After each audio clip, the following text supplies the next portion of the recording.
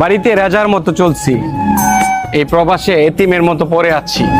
গল্পটা শুধু আমার না, ঘরের লক্ষ্মী প্রাণের ময়না আমার জানের জান। কলিকাতা যাইব আমি কি কুয়েত প্রবাসী পোলাপাইনদের কে পাত্তা দিল আর দিল না ওইটা দেখার সময় নাই। এখন বাংলাদেশি টাকা না, কুয়েতের দিনার কামাই, দিনার। স্বপন দেখা আইলাম ভবে, দয়াল ভবের মায়ায় রইলাম ডুবে। আমার সেই স্বপন কি মিথ্যা হইতে? একটা প্রবাসীকে বোঝার ক্ষমতা কয়জনের আছে?